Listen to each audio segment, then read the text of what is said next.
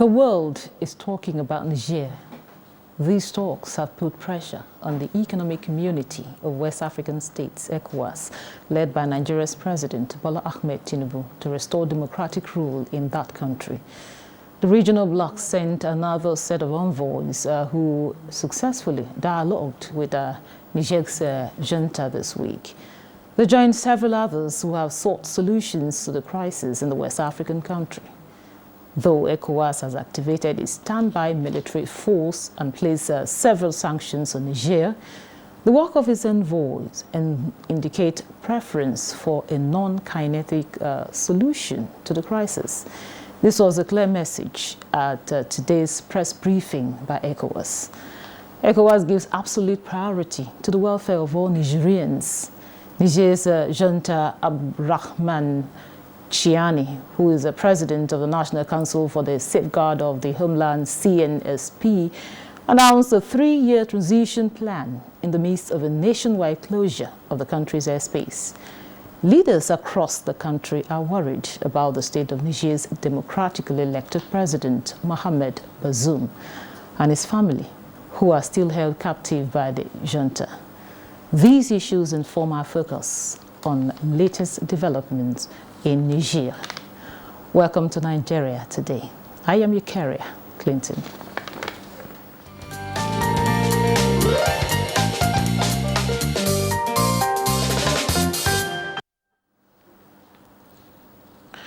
Joining me to discuss the latest on Niger's coup is Dr. Adoyi Matthew Omali, an international affairs analyst.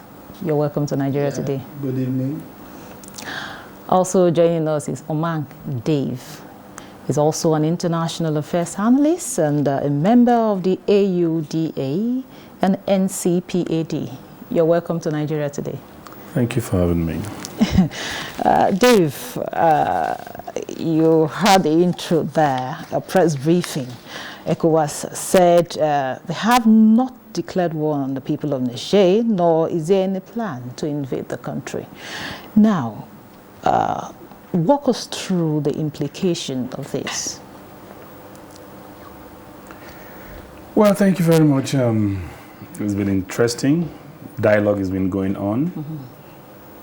And I want to believe that both formal and informal dialoguing, as you can see, the Committee of Ulamas, or Islamic clerics, on their own had formed themselves into a group because they knew, like somebody told me, that said, we are brothers, right? And let's take up the responsibility of trying to see how we can keep talking to see if we could help as well. They went on their own. The former CBN governor and the Emir of Kano on his own, he has gone. The first time, the former president, General Abdulsalami Abubakar, and the Sultan of Sokoto, who equally, of course, was a general in the army, they went, and well, they were not given attention. And well, only recently again we hear that they have spoken, that they've opened the doors for dialogue, and they went again. What came out? It's, well, we are going to sit tight and make sure we reorganize our country, and power will resume or will hand over power in the next 3 years. But I think there's still room for dialogue. There's still room for dialogue, and there's still opportunity for the junta at the moment to see that the people are suffering because it's biting real good. It's a landlocked area. It's a landlocked country. And I still opt for more dialogue.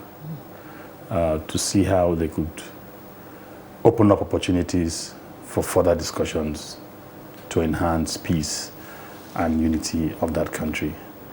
The war that either parties is looking at is not a thing of, mind you, we are having about 5 or 6 states having these borders around the fringes of Niger. Now, let's assume that the canisters or the firepower of Niger, where are they going to shoot it to? It will come to Nigeria, definitely, and to some of our brothers that are neighbors to them. And I think somewhere on the other side, I equally cover the Benin Republic on one hand, and I think Burkina Faso on the other hand. So I still believe and trust that dialoguing and talking I mean, nation still goes to war and talk. I mean, let's take the case of Rwanda. Rwanda today is a cynosure of the whole world. Everybody goes to Rwanda, and you see the level of tourism in Rwanda. You go, there's a museum where pictures of those loved ones that were lost and all of that, they still go there. I bet together they are, and Rwanda has put its acts together and is working for the development of Rwanda. We will still continue. I will insist that talk is the way and talk is the answer. Matthew, dialogue is still the way forward. But again, the Niger junta is asking for a 3-year transition plan, which the ECOWAS is frowning at. What do you see playing out at this point? Well, I sympathize with the military regime in Niger Republic because they are under tremendous pressure. Coup is no longer fashionable in the world because democracy is the way to go.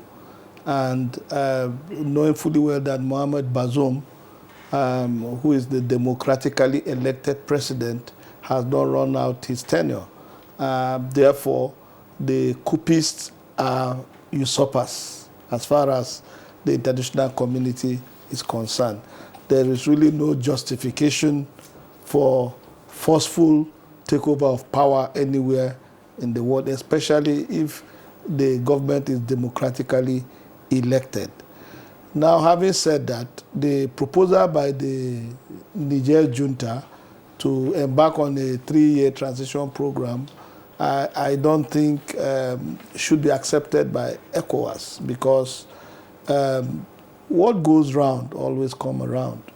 If ECOWAS do not take a very decisive position on what has happened in Niger, the likelihood that it will fester and spread to other parts of the continent is there. And that is the spirit behind ECOWAS coming out, and all lovers of democracy coming out to condemn in strong terms the forceful takeover of power in Niger. Now, the only area of departure or debate is the issue of whether to use kinetic or not kinetic measures in tackling the issue. I see that the preponderance of opinion is that non-kinetic measures should be used. But again, in international diplomacy, it is instructive that while dialogue is going on, you also need to mobilize your military to stand by to put more pressure, because you must not negotiate from a position of weakness. You have to negotiate from a position of strength. And one of the ways of negotiating from position of strength is to show clearly your resolve to achieve your ultimate goal by mobilizing a standby force that could be at a snap of a finger, that could also be deployed. That you are not deploying the troop does not mean that you could not mobilize them. You could mobilize them to put more pressure. It is the fact that ECOWAS standby force is being mobilized that is bringing the junta to the table. You recollect that initially the president of the coup leader, Chami, refused to meet with the delegation, the ECOWAS delegation. But as the pressure becomes intense and the inevitability of a military action, he came down from his high horse and he has decided to begin to see some Islamic ulama and some other, the former CBN governor and former emir of Kano, and so on. And he has been able to open the channel of discussion. That shows that the pressure of the military option is downing on him, on the military junta in Niger. Having said that, I must also note that using a force at this stage, even in international convention, the use of force is allowed. It's allowed on humanitarian grounds. It's allowed when the population is endangered. Okay? In the case of Gambia, when Yahya Jammeh refused to hand over power to Adama Barrow, ECOWAS were about moving in, and that put a lot of pressure on Yahya Jammeh to quickly hand over to Adama Barrow and leave. So we have seen instances in the case of Côte d'Ivoire, when Alassane Ouattara, we saw how ECOWAS was also able to use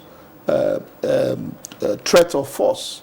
Because in international diplomacy, you could also use threat of use of force.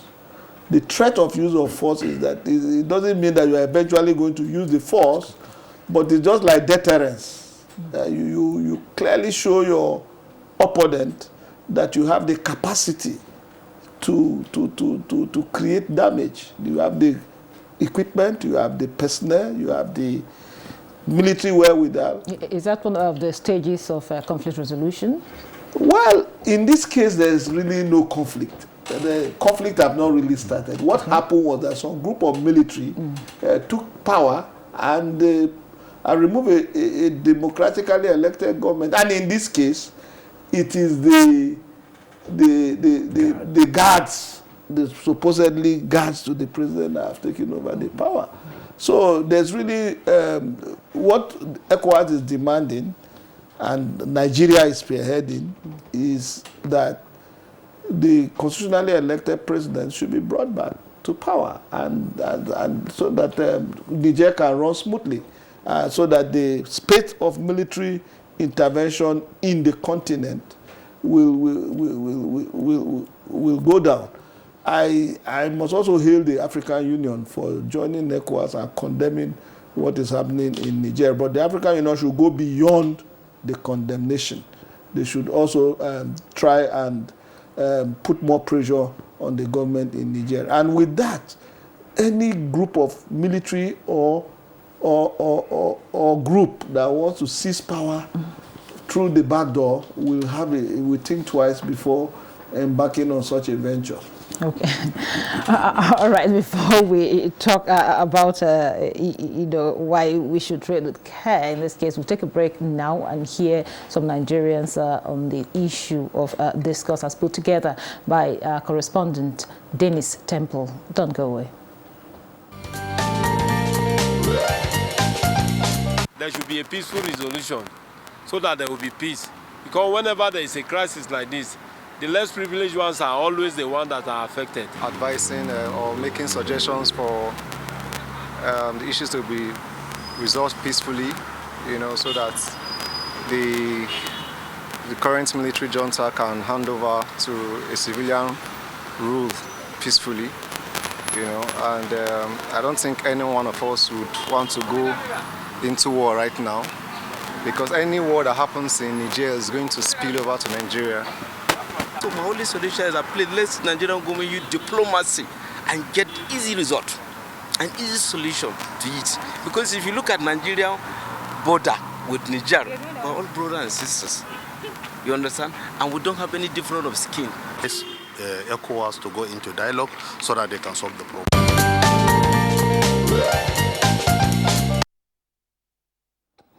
Welcome back. It is still Nigeria today, and we are looking at the latest on Niger's coup. My guests are still here with me, two gentlemen, two international affairs analysts. Now, Dave, you had some reaction from Nigeria. They really don't want it to degenerate to war.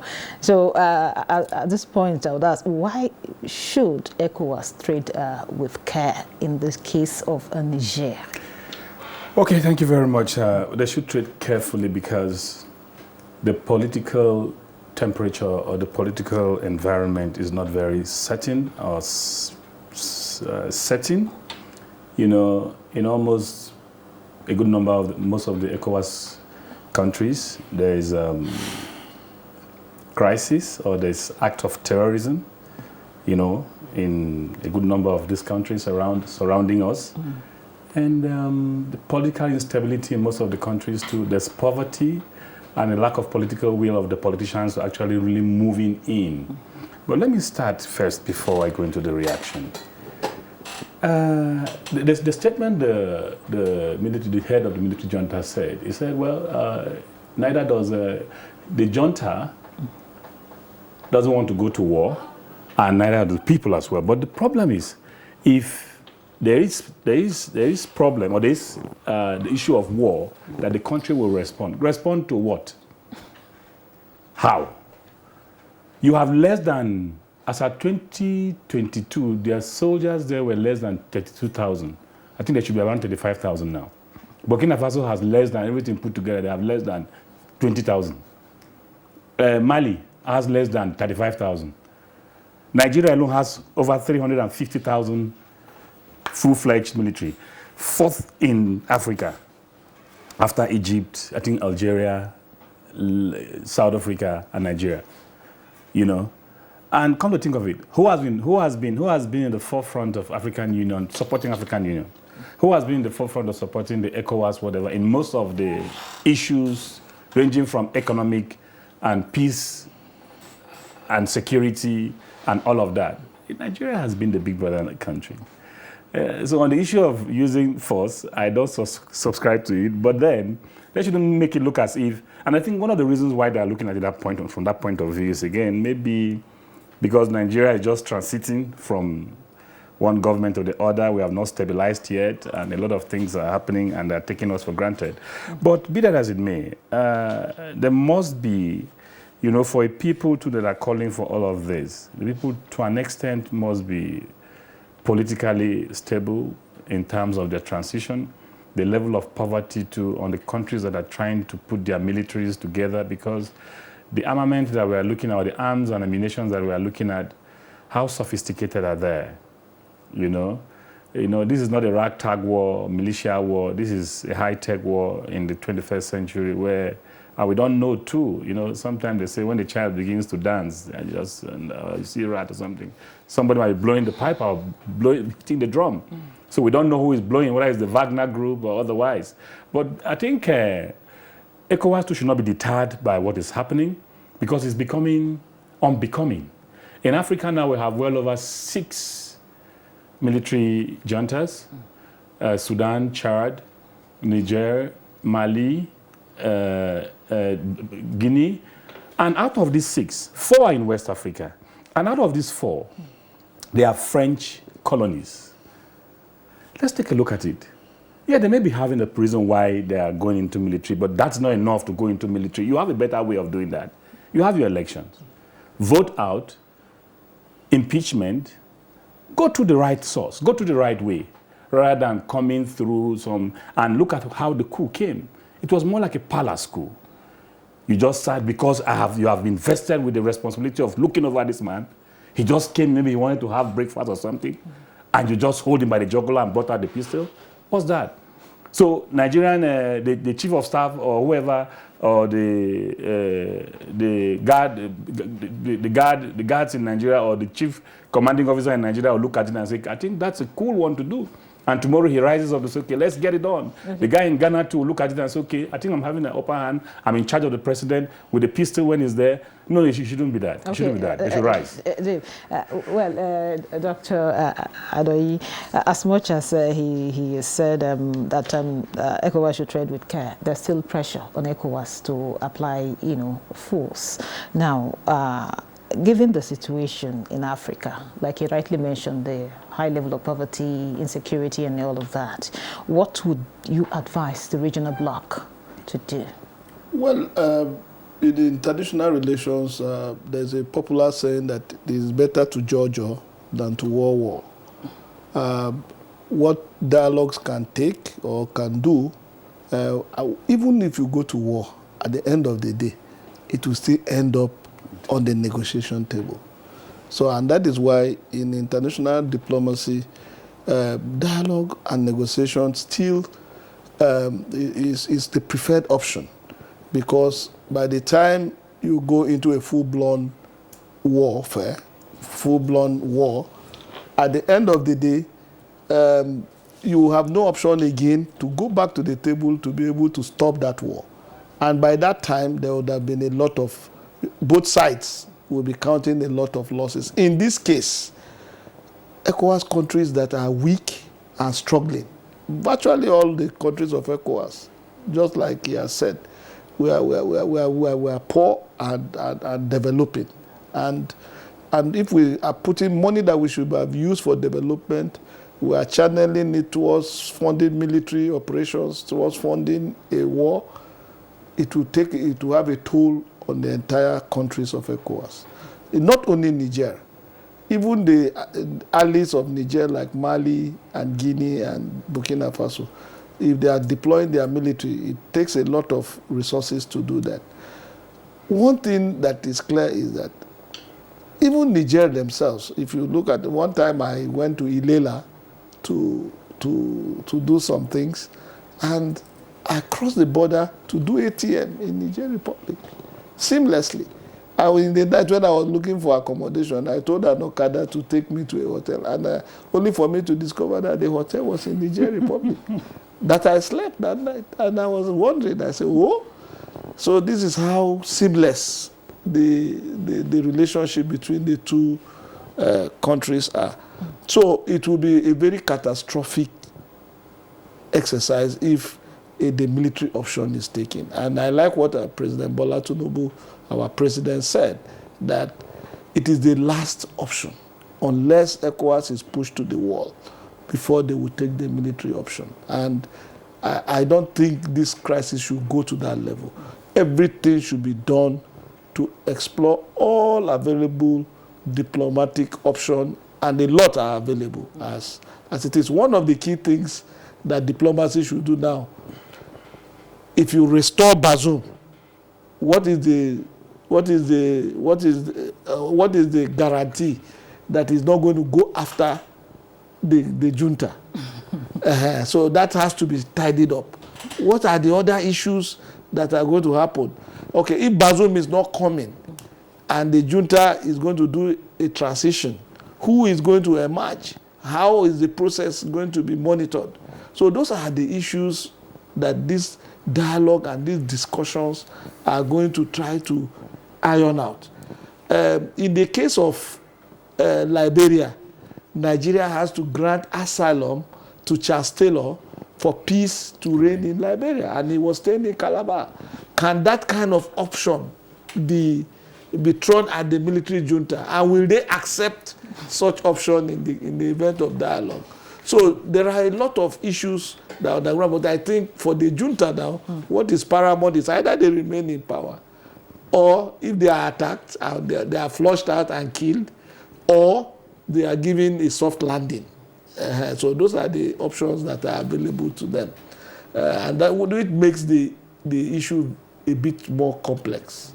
And I want to thank the government, the president, for sending several delegations. I should not be tired until already there's a progress. Nobody should say that there's no progress. For the junta to be saying within 3 years we leave, that is a progress. Even if we can reduce it further to say 6 months. In 6 months, or even 3 weeks. And how are you sure they're leaving by that 6 months? Well, it is possible. It is possible they will leave, but these are the issues that the dialogue is going to take. But again, we must be very, very careful. Why ECOWAS must trade with caution is that when foreign interests begin to get into this type of crisis, look at Russia said they wanted to do a military operation in Ukraine, and we are going to the second year now. 1 year, almost 1 year, 8 months. So we don't know when the war starts, you don't know how long or the dimension the war is going to take. And that is why everybody is saying there should be caution. Yes, there should be caution. Everybody's calling for dialogue, and we don't want war in West African region. And that's it on Nigeria Today, but we must thank our guests for their time and contribution. Dr. Adoyi Matthew Omali, International Affairs Analyst, thank you so much for your contribution. And Oman Dave, International Affairs Analyst also, and a member of the AUDA and NCPAD. Thank you so much for your time and contribution. So and to our viewer, thank you for always being a part of this. Don't forget, Nigeria Today weekdays at 7:30 p.m. on NTA News 24. You can watch these and other episodes on www.youtube.com/NTA News 24 Hub. Once again, thank you for watching. I am your carrier, Clinton. Have a beautiful weekend.